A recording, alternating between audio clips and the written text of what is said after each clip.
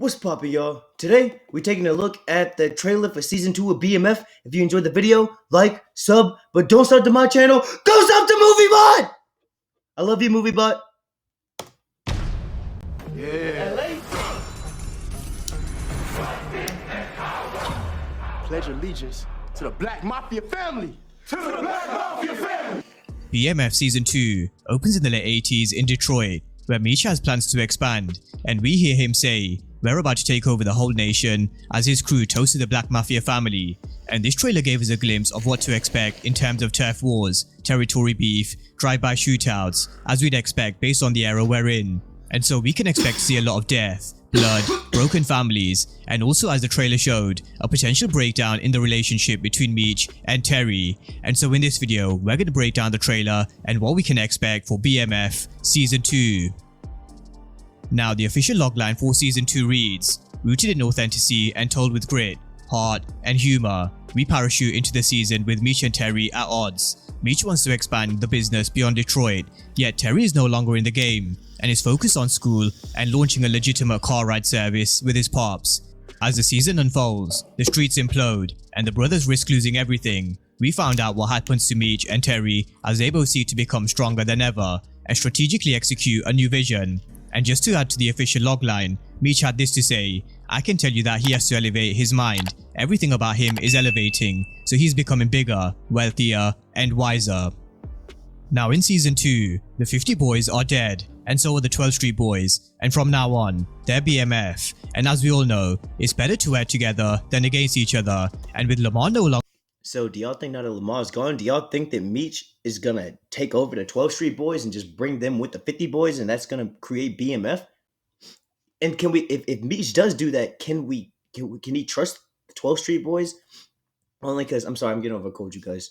But, we did see, I'm gonna compare it to like Raising Kanan when Rock took over Unique's crew and whatnot. We seen how disloyal War-El still was, unbeknownst to Rock. So, is it a mistake if Meech picks up the 12th Street Boys and makes it one entire gang BMF? I don't know, but I don't think he can trust them. A lot of those guys, I mean, I know they weren't really down with Lamar like that, but still, they did not like Meech. And weren't they already under the assumption that Meech killed J-Mo? So I'm not sure. I don't think that whole thing will work out too well, but we're going to have to wait and see. Let me know in the comment section what you think. no longer in the picture, they can do things a little different. When Lamar was in charge of the 12th Street Boys, you could never have imagined them working together. He was all about revenge, violence, and taking back what he believed to be his before he went inside. But now they're going to pool all their resources together, and so they'll have more money, more men, and that allows them to have more opportunities to expand, or just like Meech said, take over the nation. And someone who's going to be involved in helping them is Goldie. She's a sophisticated Atlanta strip club owner with swagger and street smarts. She forms an alliance with the Flannery brothers, which will help them fuel their migration from Detroit to Atlanta. A fierce protector of her dancers and the people in her world, Goldie isn't afraid to take care of her business, no matter what the cost. So taking over the nation is the vision for Season 2, and this transition from Detroit to Atlanta, and Goldie's influence is something to keep an eye on. But there are always others that have what you want, or want what you have, and based on the trailer we can expect a lot of territory beef.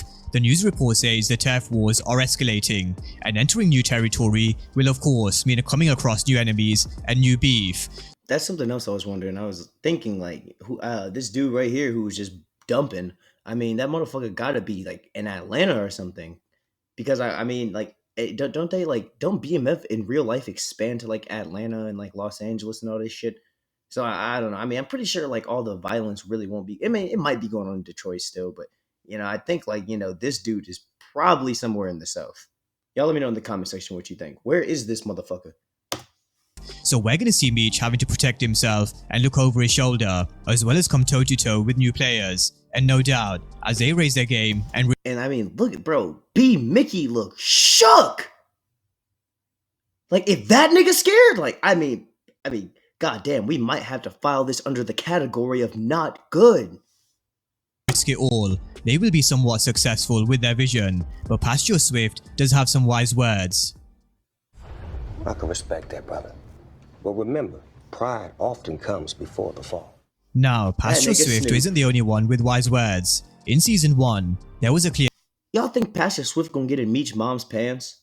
I mean, it's just something. I mean, I thought it was gonna happen last season. Y'all gotta let me know in the comment section. Pastor Swift gonna give Big Meech mom some dick? Discontent between Charles and Meech, and even though Terry was involved in the game with his brother, Charles and Lucille never gave up on Terry. They always felt if Meech was a bad influence, and they accepted the fact that they'd lost Meech to the streets, but they never felt as if they fully lost Terry, especially after they saw Terry being shot in the eye, which led to a botched eye surgery, and with the surgeon who completed the procedure being found with alcohol in his system, which resulted in a settlement of $150k after all expenses and taxes, and all they needed was Terry's signature. But when they went to sign the paperwork, they learned Terry couldn't touch the money until he was 18. But they couldn't risk going to trial and be put under immense microscope, because in turn, that would have risked exposing the game that Meech and Terry were in. So with Charles and Lucille never happy with the path Terry was pursuing with Meech, they showed him an alternative. Jay Friedman lives here. He owns a car service. Sometimes I drive for him on the weekend. Sure, and business ain't bad. He makes about $85 a day after paying for the driver and gas. Oh, wow. That's $600 a week with just 4 cars. That man's clearing close to $125k annually. People gonna always The fuck? Don't y'all make like $125k per week, nigga? Y'all the 50 boys! Or excuse me, BMF. need a ride, son. They showed him a man who had a car service company which would be the perfect family business as well as legit income, and for those who know the real life story of Black Mafia family, know they used to use cars to transport drugs and money, and that's something we're going to come back to later on. So in the trailer for season 2, we hear Charles telling Terry to learn how to be a real man by making an honest living, and we already know from the ending of season 1, Terry was already in two minds about being in the game. He'd been shot, he saw the consequences, and with him also having a baby, responsibilities change. But the consequences of him being in the game and having to constantly look over his shoulder led to Wanda leaving with their son. And so you can't blame Terry for telling Meech he wanted out of the game, something he echoed in the trailer for season 2. He told Shit. My friend used to pay $163 for car insurance. Oh, really? No, now look how much he pays. Hey, fuck your friend. He told him he's out, but at the end of season 1, Meech took it as him turning his back. But regardless of whether he was turning his back on the game, we all know once you enter and get a sniff of the money and power, there's always something that will pull you back in, and we're gonna get to that in just a moment. But someone who's gonna play a role in Terry's story going forward is Markeisha Taylor, who was introduced to us in season 1, and we're gonna see their relationship turn a lot more serious.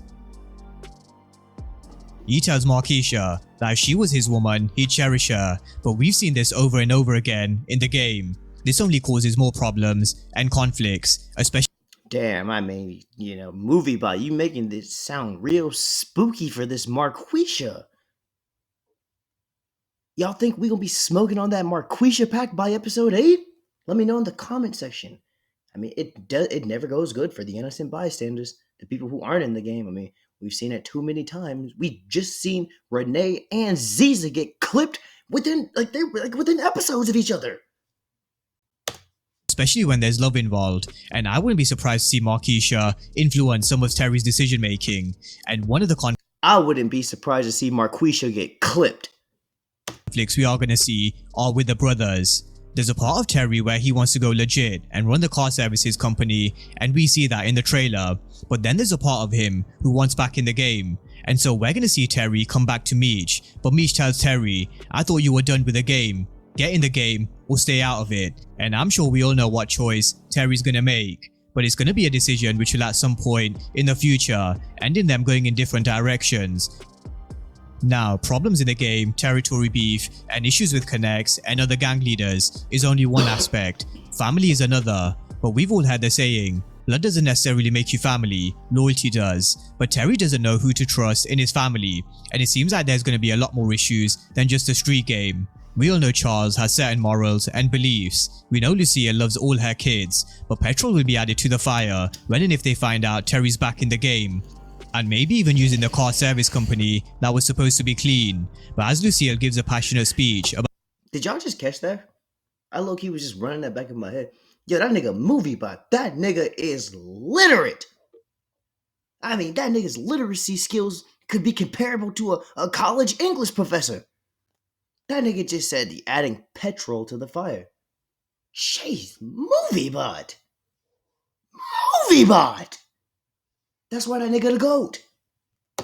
About how her sons come from a broken city and not a broken home. Something that has contributed towards this broken city is the corrupt law enforcement. Detective Brian gave J-Mo to Meech at the very beginning of BMF, and they do have a long history, but one which definitely turned after the death of Detective Lopez. And so we're gonna see Brian with a new partner, someone who...